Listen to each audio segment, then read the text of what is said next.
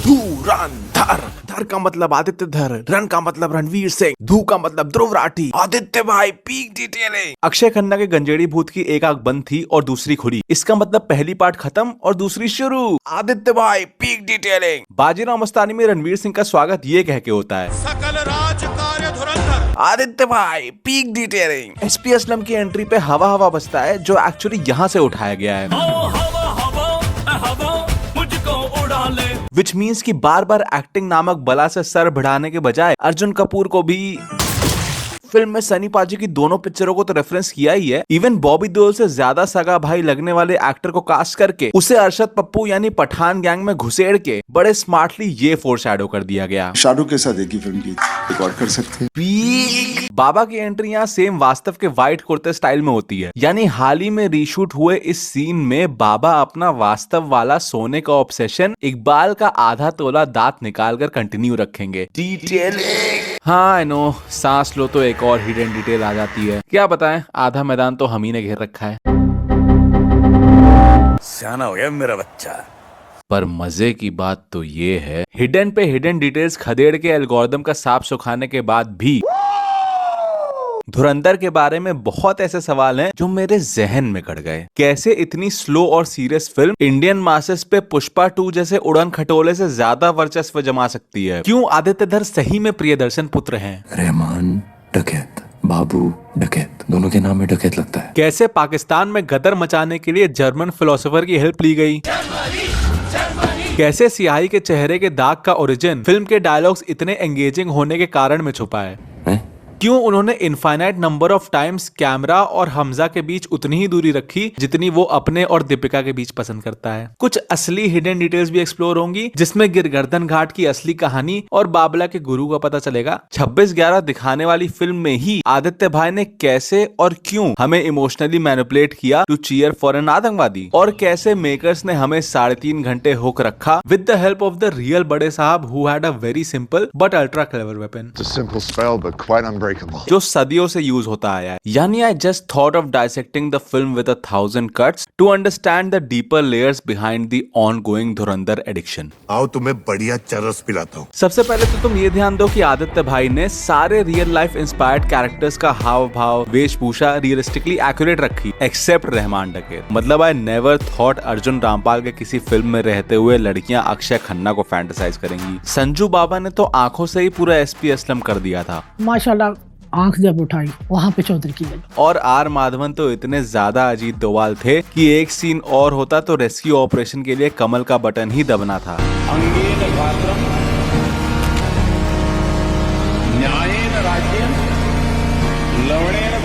But contrary to these characters, Rahman डकैत real में उल्टा था। हाँ वो भी बाल बच्चे वाला आदमी था, इट्स जस्ट दैट बाल थोड़े कम थे और बच्चे काफी ज्यादा। पर मजे की बात तो ये है कि रियल रहमान का लुक लेके चलने वाले अक्षय खन्ना को विग दे के हार्ट थ्रॉप बनाने का एक्स्ट्रा एफर्ट क्यों? 3 शादी और 17 बच्चे वाले हैवान को टोटल फैमिली मैन दिखाने का एफर्ट क्यों? क्योंकि आदित्य भाई इस फिल्म को मुर्दा रहमान नहीं होने देना चाहते थे।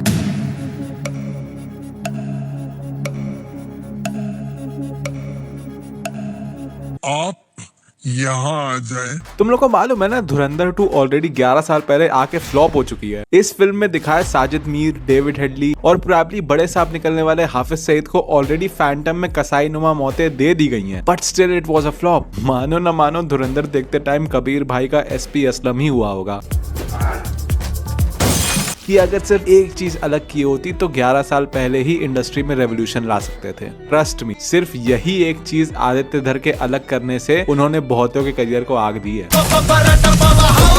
बेसिकली जोसेफ स्टालिन का ये फेमस कोट तो सुना ही होगा ना कि 1 death is a tragedy, a million is a statistic। इस लाइन की डेप्थ सिनेमा से अच्छा कोई नहीं समझा सकता। फैंटम में आइडिया रोंगटे खड़े करने वाला था कि 26/11 के परपेट्रेटर्स को घर में घुस के मारना। सबको मारने के तरीके भी काफी यूनिक थे, बट कोई सॉलिड कैरेक्टर जर्नी नहीं थी जिससे हुक होके हम इमोशनली भी कुछ फील करते। सैफ की पिद्दी सी back story wasn't enough to make us feel something, और कैटरीना का तो एक्सेंट ही काफी था to take you out of the film. तुम लोगों को और कोई काम नहीं है क्या?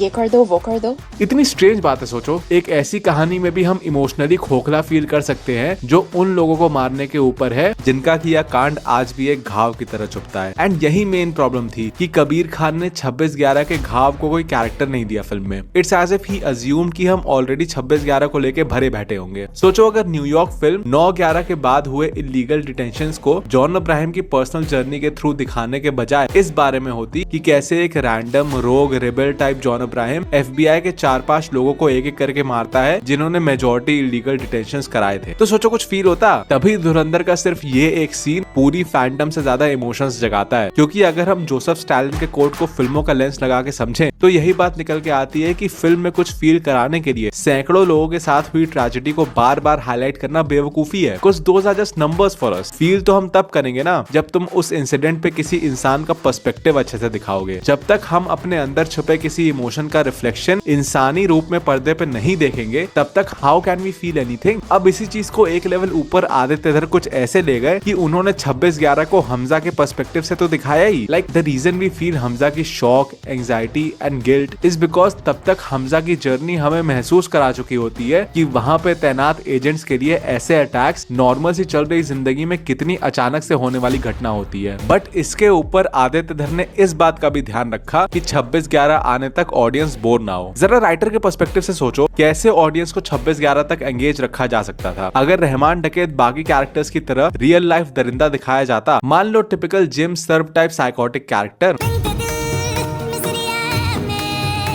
तो कहानी को अप अंटिल 26/11 पर्सनल बनाने के लिए हमजा का पर्सपेक्टिव सबसे ज्यादा यूज होता, राइट। अब जिम सर्व टाइप साइको आतंकवादी के थ्रू तो हम पर्सनल जर्नी नहीं फील कर पाएंगे। He'll be just another major Iqbal for us. Hence Hamza is the only reliable option, right? कि कैसे वो बहुत बच के इंटेल कलेक्ट कर रहा है। फिल्म वैसे ही नेल बाइटिंग मोमेंट से भरनी पड़ती जो हमें इंटरवल में दिखता है। मजे की बात तो ये है खबरी का पता चल गया।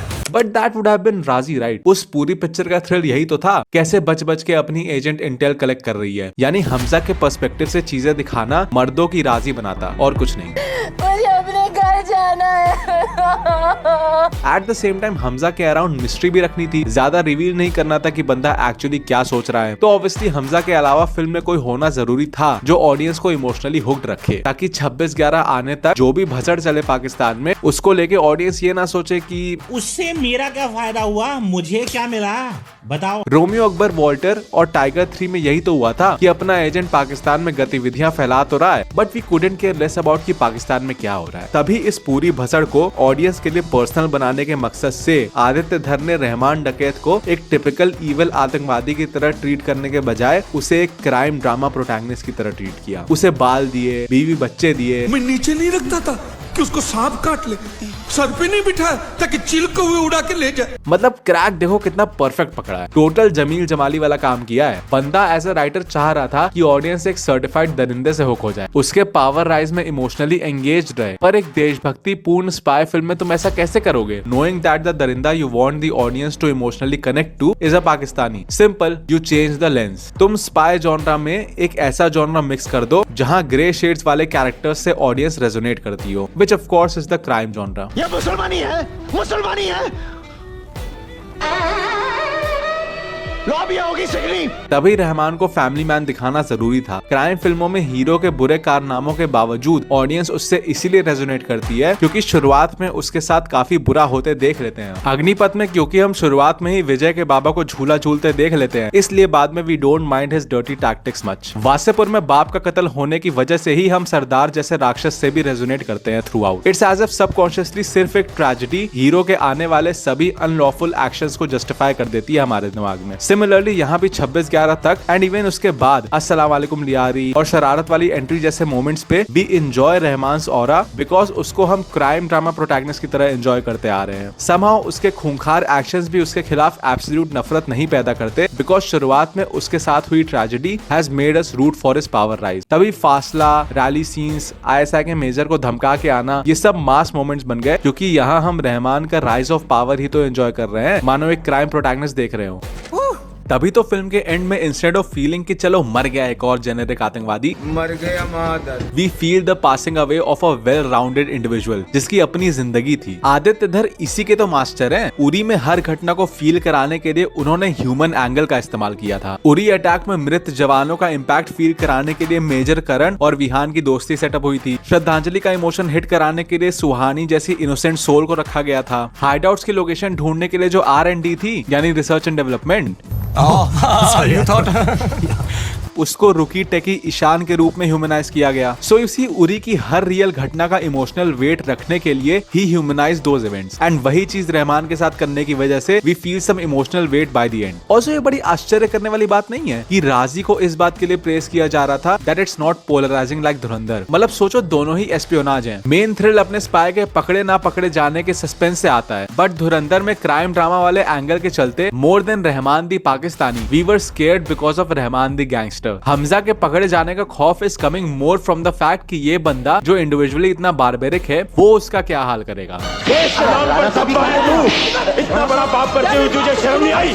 मीनवाइल रांची में we were expected to be scared just because बंदी पाकिस्तानियों से घिरी है। अनलाइक रहमान, उनका कोई इंडिविजुअल ट्रेट हमारे डर का मेन रीजन नहीं था। They were just evil Pakistanis in our eyes. तो इस हिसाब से डोंट यू थिंक राजी में पाकिस्तानीज धुरंधर से ज्यादा स्टीरियोटाइप थे? बोलो, जवाब दो। साला रहमान तो मरते टाइम भी यही सोच के गया कि हमजा तो गैंग को धोखा देने वाला गद्दार डेफिनेट है। उससे क्या पता बंदा ऑल दिस टाइम गदर का देवल था। कसम से कल्पना के बाद अब जाके ऐसा दुख हुआ है। जाते जाते असली आइडेंटिटी तो जान के जाता। अब जरा थोड़ी देर के लिए पाकिस्तान से मुंह निकाल के जर्मनी चलते हैं। चलो जल्दी चला। तुम लोग को ये बात वियर्ड नहीं लगती कि इस टाइम की दो सबसे हिट पिक्चरों में उतनी हूटिंग चीयरिंग नहीं हुई? इंडियन जनता को उतने क्लैप ट्रैप मोमेंट्स नहीं मिले। मोस्टली पिक्चर ध्यान से देखनी पड़ी and still they were satisfied. तो कौन सा तेरी अम्मी छीने तुझसे साले? मुझे सिखाएगा। इसका reason actually German playwright Bertolt Brecht की एलिनेशन थ्योरी में छुपा है, जिसको समझाने के लिए मैं आमंत्रित करना चाहूंगा हमारे ओजी गैंगस्टर नवाज भाई को। एक एलिनेशन थ्योरी है जो रशिया से आई। वो थिएटर करते थे, वो लोग कुछ ऐसा कुछ कहना चाहते ताकि ऑडियंस सोचे। जैसे ही वो सैड नोट पे जाते थे तो वहां पे वो एक ब्रेक कर देते थे उसको, कभी साउंड के थ्रू, कभी एक म्यूजिक के थ्रू, इसलिए ताकि ऑडियंस ना रोए, क्योंकि रो देते हैं तो आप सोचना छोड़ देते हैं। यार ब्लॉकबस्टर तो पुष्पा, जवान, RRR, KGF भी थी, पर चर्चा एनिमल धुरंधर की ही क्यों होती है? इन बाकी पिक्चरों का तो 50 मिनट वाला वीडियो किसी ने नहीं मांगा। ना मांगने पर भी जब मिला तो भी किसी ने नहीं देखा। इट मीन्स कि एनिमल धुरंधर में कुछ ऐसा था जिसके चलते you want to hear deeply about these films. It's as if तुम्हारे अंदर कुछ unresolved, कुछ अधूरा सा है इन पिक्चरों को लेके, जिसको तुम पूरा करना चाहते हो by listening more about these films. I'll do anything, I'll do whatever it takes to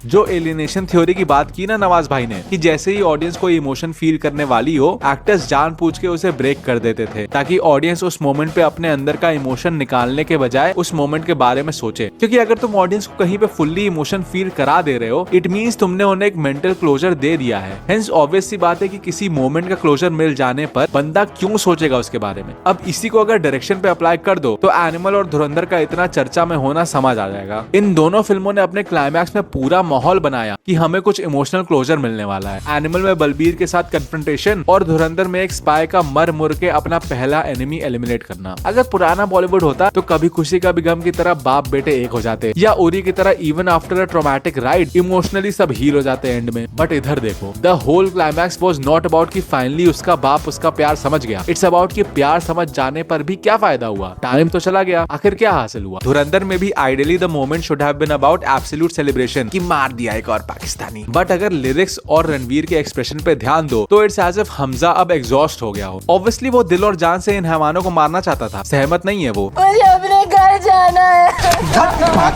it's just that उसे यहाँ देख के ऐसा महसूस होता है मानो ही just realise the mental and physical price of executing something like this. जब मैं पीता हूँ तो कहते हैं कि मरता भी नहीं, जब मैं मरता हूँ तो कहते हैं कि जीना होगा। लिरिक्स भी ऐसे नहीं लग रहे मानो बंदा देवदास बन गया है देश के प्यार में। प्यार तो पूरा है, बस इस प्यार के पीछे क्या कीमत चुकानी थी वो अब पता चली। हेंस रणविजय की तरह ही बंदा अपना मकसद हासिल करके भी पूरा नहीं हो पाया। यानी जाने अनजाने में both the films and with us wanting more, as if climactic emotion fully ना एक्सपीरियंस करने के चलते हमारे अंदर एक वॉइड बन गया हो जो हम लंबे लंबे वीडियो एसेस देख के पूरे करने पे तुले हो। जाने अनजाने में सही, पर वांगा और आदित्य धर ने पूरा माहौल बना के वो इमोशन फुल्ली नहीं दिया और इनडायरेक्टली एलिनेशन थ्योरी को डायरेक्शन पे अप्लाई करके अपनी फिल्मों को इतना मेमोरेबल बनाया। बट ये थ्योरी तो ऊपर की बातें हैं। मजे की बात तो ये है कि हमें 3.5 घंटे हुक रखने के लिए आदित्य धर ने मेन कलाकारी क्या की, ये तुम्हें तब समझ आएगा जब तुम धुरंधर के डायलॉग्स पे नजर फरमाओगे। चला तुझे फेंटा पिलाऊं। रहमान डकैत की दी हुई मौत बड़ी कसाई नुमा होती है। रहमान डकैत का खून है, तमीज से बहाना, घायल हूँ इसीलिए घातक हूँ। अपार्ट फ्रॉम दीज 3, धुरंधर में कोई पंच डायलॉग नहीं था। सोचो एक mainstream Indian action film बनाना विद नो पंच डायलॉग्स। मैं नहीं कर पाऊंगा। पंच डायलॉग्स की कमी के चलते ही शायद ट्रेलर में भी जबरदस्ती एक क्रिंज पटाखे वाला डायलॉग अलग से लगाया गया था, शायद पठान को देखते हुए। नहीं, YRF वाले। अगर तुम लोगों के पटाखे खत्म हो गए तो मैं धमाका शुरू करूं। बेकार है ना यार एकदम यार। अगर थोड़ा सा भी पंच देने की कोशिश हो भी रही थी तो that too looked really forced. दर्द संभाल लेगा लाले, कोशिश करता हूं लाले।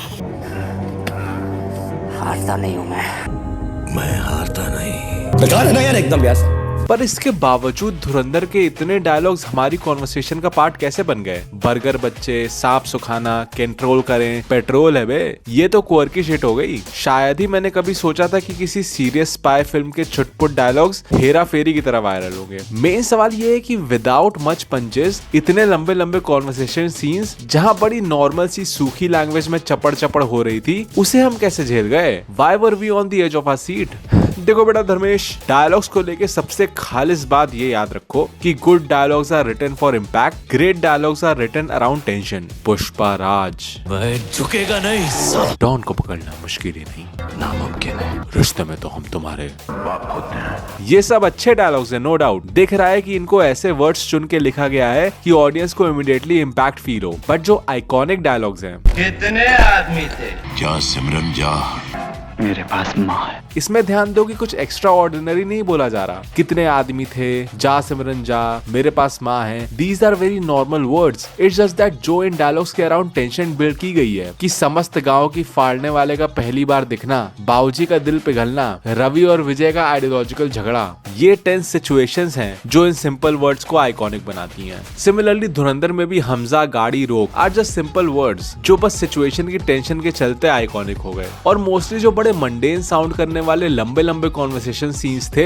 ध्यान दो कि each one of them was about one character trying to influence the other. सामने वाला कैरेक्टर इन्फ्लुएंस होगा नहीं होगा, कैसे रिएक्ट करेगा, इस टेंशन में समाने के कारण बहुत सूखे रियलिस्टिक डायलॉग्स भी हमें बोर नहीं किए। अब ये टेंशन भी देखो आदित्य धर ने कितने कसाई नुमा तरीके से राइटिंग, एक्टिंग और एडिटिंग डिपार्टमेंट को ऑर्केस्ट्रेट करके बिल्ड की है। सबसे पहले writing, when you know it was meant to be a web series but you just can't prove it. ऐसा हम सभी को फील हुआ था of course. The main reason being वो चीज जो यूजुअली सीरीज को हटके बनाती है, एक्सटेंसिव वर्ल्ड बिल्डिंग। धुरंधर की राइटिंग में सबसे ज्यादा फोकस इसी पे था कि कैसे लियारी को एज अ कैरेक्टर बिल्ड किया जाए। अपना मेन हीरो साइड हटे तो हटे, पर वर्ल्ड बिल्डिंग ना घटे। सीरीज में भी तो यही होता है, एटलीस्ट उन सीरीज में where everything is around power play. एक जगह या ग्रुप को बिल्ड किया जाता है and then the whole thrill is कि कैसे इन कैरेक्टर्स की पॉलिटिक्स उस जगह या ग्रुप को अफेक्ट करेगी। गेम ऑफ थ्रोन्स में इट्स द 7 किंगडम्स, सक्सेशन में इट्स द रॉय फैमिली। क्योंकि धुरंधर में एक सांप सीढ़ी टाइप दुनिया सेटअप की गई जहां कोई भी अपनी चाल चल के ऊपर, नीचे या सबसे ऊपर जा सकता है, इसलिए कॉन्वर्सेशन सीन्स में भी नेचुरली एक वजन आ जाता है। हर कॉन्वर्सेशन सीन राइटिंग लेवल पे इस बारे में है कि एक कैरेक्टर दूसरे को इन्फ्लुएंस कर पा रहा है या नहीं। हॉस्पिटल सीन में द टेंशन इज अबाउट कि हमजा रहमान को अपना झूठ सही से बेच पा रहा है कि नहीं। फुटबॉल एरिया में भी इट्स अबाउट कि क्या हमजा रहमान को कन्विंस कर पा रहा है बदला लेने को। इकबाल वाले सीन में इट्स की कौम को धोखा देने के लिए रहमान राजी हो रहा है या नहीं। इधर इट्स की क्या हमजा जमील को अपनी साइड कर पा रहा है। End of course here it's about कि क्या एसपी असलम सही में एक बलोच के साथ आने को राजी हो रहा है। सो यू सी, क्योंकि हम सबकॉन्शियसली जानते हैं कि इन कॉन्वर्सेशन सीन्स में जो इन्फ्लुएंस करने की कोशिश हो रही है कैरेक्टर्स को, वो अल्टीमेटली लियारी की पॉलिटिक्स को इन्फ्लुएंस करेगी, इसलिए वी आर हुक्ड। तभी सबसे जेनेरिक कॉन्वर्सेशन सीन्स यलीना वाले लगे होंगे, बिकॉज वी नो कि उसके साथ हो रही बातें लियारी की पॉलिटिक्स नहीं अफेक्ट करने वाली, या मे बी बंदी सही में अपने बाप पे गई हो। और तेरी ये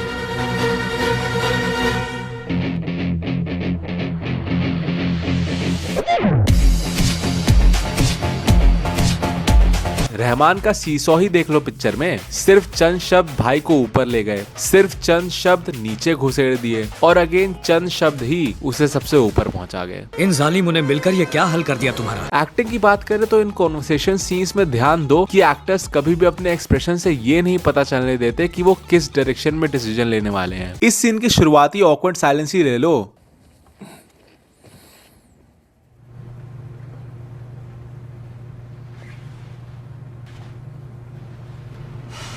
लगा था बंदा कन्विंस होगा। भाई टॉकिंग स्टेज खेलो तो ऐसे खेलो। इनकी रहमत से ही हम इतना बड़ा कारोबार खड़ा कर पाए। जावेद भाई, रहमत तो खुदा करता है। इधर एक पल को लगता है कि एसपी विदाउट ऑब्जेक्शन मान जाएगा और इधर लगा था कि Rahman will agree with Hamza like before. और तो और एडिटिंग पे भी ध्यान दो कि हर कॉन्वर्सेशन सीन को आदित्य धर ने कैरेक्टर्स के रिएक्शन दिखा के सेटअप किया है। शेरे बलोच वाले सीन में रहमान कितना भरा हुआ है, इसको हम जस्ट पहले आए मोन्टाज के अंदर सिर्फ रिएक्शन से भांप लेते हैं। अम्मी छीनने वाले सीन में हमजा क्यों इतना भरा है, ये हम डील क्रैक होने पर उसका शॉक्ड रिएक्शन याद करके समझ लेते हैं। जमील क्यों सबसे सही पे आता है इन्फ्लुएंस करने को, ये हम हमजा की नजर से ही रैली में उसका चेहरा देख के समझ जाते हैं। So you see, even before this conversation scenes come, इन रिएक्शंस के थ्रू ऑलरेडी हम फील करने लगते हैं कि कुछ तो टेंशन बॉयल अप हो रही है जो आगे चल के फटेगी। बट इस टेंशन का हम अचार डालें क्या, जब कैरेक्टर से कोई कनेक्ट हो ही ना। इसीलिए डायलॉग्स के बीनीथ टेंशन रखने के साथ साथ आदित्य धर मेड श्योर कि वो डायलॉग्स के थ्रू ऑडियंस को कैरेक्टर्स से डीपली कनेक्ट भी कराते रहे। और वो होगा कैसे,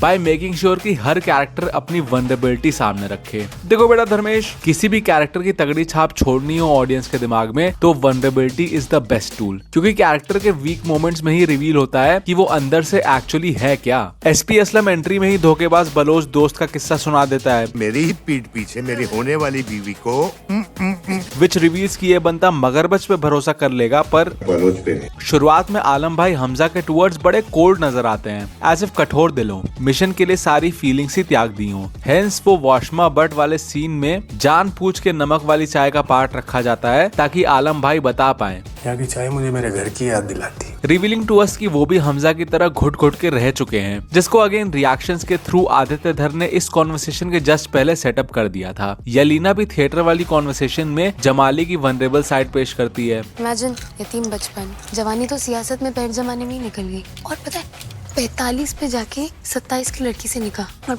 48 में मैं हुई, तो दादा बनने की उम्र में बाप बने ना, इसलिए हमारे ख्यालातों में इतने फासले। सन्याल साहब को तो पूरा चैप्टर ही उनकी वल्नरेबिलिटी के अराउंड था, बट मेजरली एक गला कटने का ग्लिम्स हमें दिखाया जाता है, जहां उनका रिएक्शन समझा देता है कि बैक स्टोरी सिर्फ हमजा की नहीं होने वाली, he also has a real reason for the revenge. Rahman की जिंदगी का भी सबसे वल्नरेबल मोमेंट भी एक तरह से इस चाय वाले सीन में बता दिया जाता है। रहमान डकैत बाबू डकैत की नाजायज औलाद है। कहते हैं कि रहमान ने जहारत में आके अपनी माँ का कत्ल कर दिया। Despite being feared by all, क्या बात उसे अंदर ही अंदर खाती होगी, ये उसकी एंट्री के पहले ही हमें पता चल जाता है। एंड इवन मेजर इकबाल ने भी सबसे क्रूर कारनामा करने के पहले एक तरह से अपने बचपन की वनरेबल मेमोरी तो शेयर की।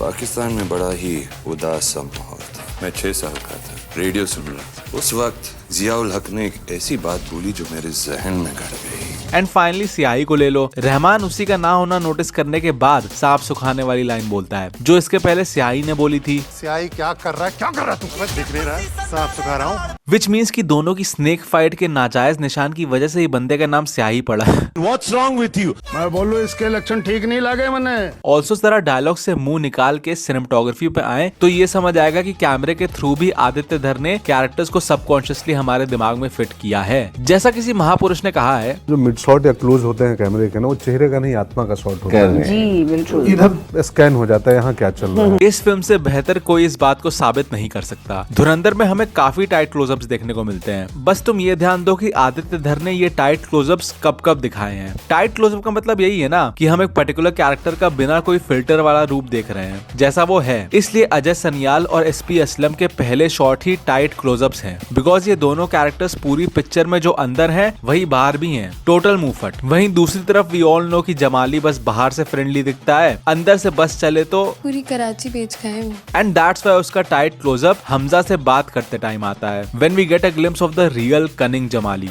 इस पूरी लयारी में मेरा खून बोलता है।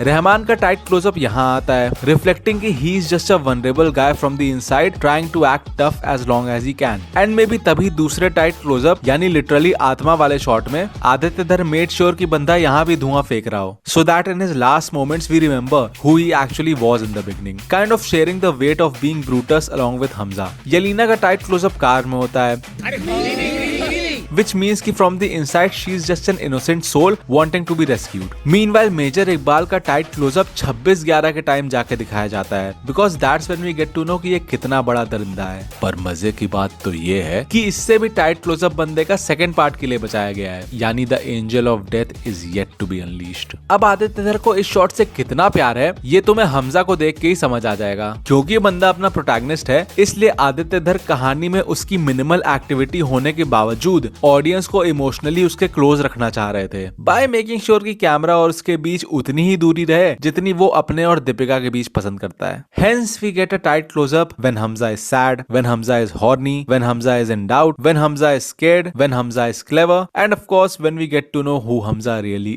is. Camera and action.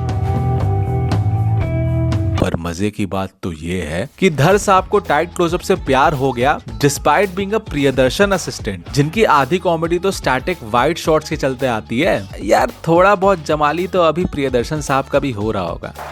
कल खाया लौंडा मुझे नसीहत देगा। अच्छा शायद ये ओवर थिंकिंग लगे, पर सबके एंट्री शॉट्स कितने केयरफुली चूज किए गए थे। हमजा तो ऐसे ही आ जाता है, foreshadowing how he is just gonna be a fly on the wall most of the film. Rahman out of focus से फोकस में आता है, फोरशैडोइंग कि वो अपने अंदर उबल रहा हैवान कंट्रोल किए बैठा रहेगा until that one moment arrives।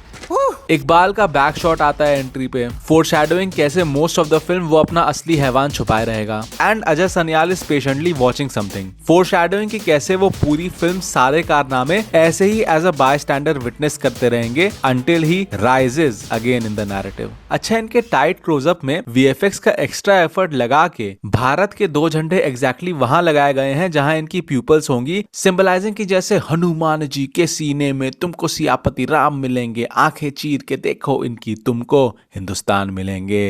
आप कंट्रोल करना। Okay so before coming to the बड़े साहब जिनको इफेक्टिवली यूज करके आदित्य धर ने फिल्मों का मुस्तकबिल बदल दिया है, कुछ हिडन डिटेल्स पेश करना चाहूंगा। आदित्य धर ने अपने प्रोडक्शन हाउस का नाम B62 स्टूडियोज रखा हुआ है, बिकॉज उनकी क्रिएटिविटी उनके दिल्ली के मकान नंबर B62 से ही जन्मी थी, जो कोइंसिडेंटली पाकिस्तान में बैठे जमाली का भी हाउस नंबर है। इकबाल के यातना देते टाइम ग्लास पे उर्दू में लिखा होता है, stop hostility towards Islam in the name of change. Hamza के वीडियो भेजने पर कमेंटेटर ये बोलता है, दोनों टीमें अब बराबरी पर 195 पर, सिग्नलिंग की अब रहमान का पलड़ा भी भारी हो गया है। रहमान का हमजा से पहला और आखिरी डायलॉग खून के बारे में होता है। ये मेरे बेटे का खून है, रहमान डकैत का खून। हमजा गाड़ी रोक के बाद असलम का बलोच वर्ड ऐसे ऐड किया है, बलोच, मानो he is calling him from the other side of the road. And ये थोड़ा ओवरथिंक होगा, पर माई कोलाची पुल से रहमान भाई को उठाया जाता है, जिसका नाम एक्चुअली कराची में 11वीं सेंचुरी के टाइम रह रही एक फिशर वुमन के ऊपर रखा गया है, जिसने पानी में कूद के अपने लड़के की जान बचाई थी, जो हमजा ने भी एक तरह से रहमान के लिए किया इस सीक्वेंस में। आप कंट्रोल करना। सेकेंड वॉच में you can notice things like कि कैसे हमजा रहमान को स्ट्रेचर पे पटकता है, ऐसे बची कुची जान भी निकाल रहा हो। नौटंकी साला। फासला वाली डील के जस्ट पहले हमें खेलते बच्चों के काफी शॉट्स दिखाए जाते हैं, setting up the loss shown further in the film. और बहुत लोग कह रहे थे ना कि 26/11 के टाइम ऐसे एक्सप्रेशन देगा तो anybody would be like, but actually ये टाइट क्लोजअप लिटरली उसकी आत्मा का शॉट था, बिकॉज वाइड एंगल्स में you can see Hamza expressionless as if mask पहन रखा हो। मे बी तभी ये शॉट पहले आउट ऑफ फोकस था, signifying how we are entering Hamza subconscious. पकड़ो, आ रहे वरना चला जाएगा। अच्छा यहाँ मुझे सिर्फ माली तौर पे नहीं बल्कि एक्चुअली तुम लोग की मदद चाहिए होगी कि इधर रणवीर सिंह ऐसा क्या बोल गया कि सेंसर बोर्ड वर लाइक पूरी पिक्चर का खून खराबा ठीक है, बस इसे डब करो पहले। अब आपकी बेटी की जिंदगी भी मेरे हाथ में है। थोड़ा और गौर से देखने पे पता चल जाएगा कि आदित्य धर क्यों प्रियदर्शन पुत्र हैं। रहमान डकैत, बाबू डकैत, दोनों के नाम में डकैत लगता है। बेसिकली जैसे प्रियदर्शन फिल्म्स में साइड में भी कुछ ना कुछ होते रहता है, वैसे ही इधर इंपॉर्टेंट बातचीत के बगल में नैन मटक्का गहरा हुआ। यहाँ ये लीना बतियाते बतियाते पॉपकॉर्न ही नहीं खाने देती। यतीम बचपन, जवानी तो सियासत में पैर जमाने में ही निकल गई। एक एक करके खाना, मैं भी एक एक करके खा रहा हूँ ना। इधर शायद वही बशीर बैठा है जिसके वलीमे में नईम भाई, और ये तीन चीजें तो खालिस प्रियदर्शन है भाई। अरे क्या कर रहे हो यार? घर दिखाने ले जाते टाइम डोंगा की बाइक पे गौर करो तो उसका आगे का टायर पीछे वाले टायर से पतला होता है, मतलब समझे? मुझे भी लग रहा है। The actual stranger in the land of shadows। फिर मैं स्टीयरिंग में उंगली डाल के जो चक्री घुमाई, रोड रोलर जगह पे घर घर घर घर घर घर घर घर। क्या हुआ? तू तो रोलर से उड़ गया होगा। उड़ा तेरा बाप। एंड द थर्ड चीज जो ये साबित करती है कि धुरंधर 2 का post credit will directly lead to Bhagam Bhag 2 is the fact कि बाबला को कैरम एक्चुअली डोंगा ने ही सिखाया था। मैं सिखाता हूँ बाबला को, तो मैंने क्या देख रहा है? आजा बाबले। साले कल के लौंडे सिखाने लगे। Now finally coming to the बड़े साहब who is none other than Shashwat Sachdev. मतलब बंदे ने साइकोलॉजिकल लेवल पे जो हमारे साथ खेला है तुम सोच भी नहीं सकते। पब्लिक की हरकत देखिए। मैं तो कहता हूँ बंदे को को डायरेक्टर का क्रेडिट ही दे दो। ऐसा क्यों चाह रहा हूँ उसके पहले बस यही देख लो कि कैसे म्यूजिकल मोटिव से बंदे ने कहानी को अलग ही मीनिंग दिया है। नईम के फ्यूनरल के टाइम उसी म्यूजिक का स्लो वर्जन बजता है जिससे बाबू डकैत का खात्मा शुरू हुआ था।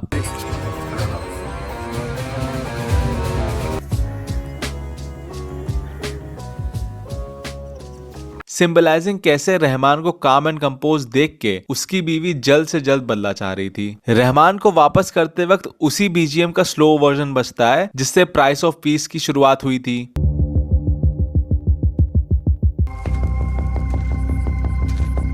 सिंबलाइजिंग कैसे दोनों जगह आतंकवादी को रिहा करना लेड टू मोर आतंकवाद। अक्षय खन्ना के भूत बन के सुट्टा जलाने के पहले वही म्यूजिक है जो भाभी जी के सुट्टा जलाने पर बजा था।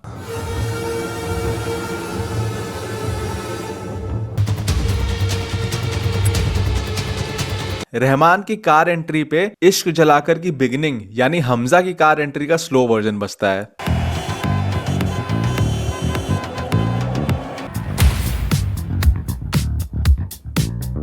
एंड अगेन नईम के फ्यूनरल में शाश्वत सचदेव ने पूरी फिल्म ही फोरशैडो कर दी।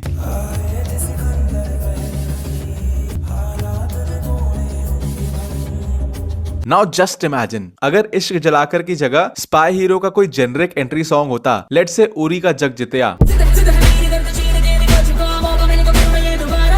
तो don't you think instead of viewing this song as Hamza का इंटरनल बैटल, हम इस सॉन्ग को सिर्फ एक पैट्रियोटिक लेंस से देखते। एक जो एक्स्ट्रा कॉम्प्लेक्स ह्यूमन लेयर है कि अपने लॉस से उभरने के लिए बंदा खुद को एक नए पाताल में झोंक रहा है but still is hopeful about it. ये हमें फील ही ना होती। It would have been just about कि ये घर में घुस के मारो सालों को। फिल्म के कंक्लूजन को भी हम नेशनल सेलिब्रेशन से ज्यादा हमजा के पर्सनल मोमेंट के रूप में एंजॉय करते हैं। इसीलिए ना because the composer decided to mix EDM और rap music with a qawwali style singing. Throughout इन्होंने यही तो किया है। मॉडर्न ईडीएम म्यूजिक और रैप्स के थ्रू स्पाई फिल्म वाला एड्रेनलिन तो दिया but on qawwalis, folk songs and retro Hindi songs जो इन मोमेंट्स को कैरेक्टर देते हैं। अ टाइप ऑफ मिक्स जो इस पूरी फिल्म में अलग ही जान डाल देता है। At the same time psychologically भी सोचो हमारा अटेंशन बरकरार रखने के लिए क्या क्या किया गया। जब भी तुम फिल्म्स देखते हो तो देयर आर पॉइंट्स जब तुम्हारा अटेंशन लैप्स होता है। आंखें बंद नहीं करनी है भाई। मतलब खुद ही सोचो आदित्य धर को शौक थोड़ी है कि एक लीनियर स्टोरी में भी जबरदस्ती चैप्टर्स घुसेड़े। चैप्टर्स इंक्लूड करने का मकसद यही तो है कि तुम्हारा ध्यान ना भटके। कोई 3.5 घंटे तक क्यों ही बैठेगा बताओ? कोई आपसे प्यार क्यों करेगा? हम 7-8 घंटे की वेब सीरीज बिंज वॉच कर लेते हैं बट 3 घंटे की पिक्चर सुन के सांप सूख जाता है। वेब सीरीज में इंटरेस्ट इसीलिए बना रहता है ना क्योंकि bye the end of every episode tension peak पे होती है with the next episode being a psychological promise कि ये भी तुम्हें उतना या उससे ज्यादा हाई देगा। सेम यहाँ पे चैप्टर्स के साथ हुआ है। हर चैप्टर एक हाई पे एंड करता है। किंग ऑफ लियारी के राइस का हाई, मेजर इकबाल के आ जाने का हाई, रहमान के पकड़े जाने का हाई, रहमान के वापस आ जाने का हाई, देश को बचाने का मौका दोबारा मिलने का हाई। अब मान लो ये चैप्टर्स ना होते तो रहमान डकैत का नाम लिखने के बाद थोड़ा तो फील होता है कि साला कब खत्म होगी पिक्चर। फाइनल चैप्टर टेक्स्ट एक तरह से तुम्हें यही तो कह रहा है कि हे फ्रेशन अप हो जाओ, इट्स शो टाइम। एक तरह से ये सारे टेक्स्ट तुम्हारा फोकस रिवायर ही तो कर रहे हैं। जहां जहां तुम्हें अटेंशन लैप्स हो सकता था, वहां वहां you actually get pumped up, you get freshen up, क्योंकि चैप्टर का नाम पढ़ के you get a small high कि अब आएगा किंग ऑफ लियारी, अब आएगा जिन। कौन है ये डेविल्स का जिन? क्या है बुलेट्स एंड यार आदित्य धर की कितनी भी मजबूत पकड़ हो, कितना भी सिनेमा का मसीहा मान लो, ये चैप्टर तो फिल्म का ग्राफ खनानी से भी गंदा गिराता है। अरे आई मेंट एक्सेप्ट मेजर इकबाल का एंट्री सीन ऑफ कोर्स। इसी को म्यूजिक पे अप्लाई करो तो दो खालिस पॉइंट निकल के आते हैं। पहला कि रेट्रो म्यूजिक बड़े स्ट्रेटेजिकली प्लेस किया गया टू मेक थिंग्स फ्रेश। रंबा हो, मोनिका, हवा हवा, दम मारो दम, ये सब गाने एक हेवी रिकॉल वैल्यू के साथ आते हैं, इसलिए इन्हें या तो एक जेनेरिक गन फाइट या generic chess sequence fresh feel कराने के लिए यूज किया, या फिर बीच नैरेटिव में किसी कैरेक्टर के इंट्रोडक्शन के लिए, यानी उन पॉइंट्स पे जहां अटेंशन वेवर कर सकता था। इसमें दूसरी खालिस चीज ये की गई कि कई सॉन्ग्स को रोक के सीन्स कंटिन्यू किए गए, और जब उम्मीद नहीं होती तो दो सॉन्ग्स री इमर्ज जब सीन में एक हाई पॉइंट आए। अरे फॉर एग्जांपल इजीज बजा, बीच में ब्रेक आया, ये एसपी असलम कौन है? फिर वापस चालू हुआ एक हाई पॉइंट पे। क्या कर रहा तू? मैं दिख नहीं रहा, साफ सुखा रहा हूँ। हवा हवा ब्रेक हुआ, फिर वापस चालू हुआ एक हाई पॉइंट पे। फासला पॉज हुआ एंड देन हाई पॉइंट। सबसे बेस्ट दम मारो दम पॉज हुआ, फिर हाई पॉइंट पे। बच्चा तू मेरा अरशद। सेम विद तेरे नहीं करा। कल ISI वालों ने स्कूल के पानी में जहर मिला दिया। इससे क्या होता है कि जो छोटा सा हाई हमें सीन में कुछ होने से मिला, चाहे जोक ही क्यों ना हो, वो उसी पॉइंट पे म्यूजिक के रीमर्ज होने से डबल हो गया। सियाना हो गया मेरा बच्चा। नाउ फाइनल अलविदा मैं तुम लोग को ये देना चाहूंगा कि आर माधवन की 9 करोड़ की फीस यानी संजय दत्त से भी ज्यादा होने का एक रीजन है। अरे वाह! अर्जुन रामपाल से क्या ही कंपेयर करूं, लग रहा है सही में नोट छापने की प्लेट्स दबाए टहल रहे हैं। कुछ पिक्चर में तो कीमत से ज्यादा ऑफर करते फिर रहे थे, बट रियल में हमजा बन गए। मुझे पैसे नहीं चाहिए मियां। भाई इतना तो यलीना ने कोचिंग फीस के बहाने लपेट लिया है।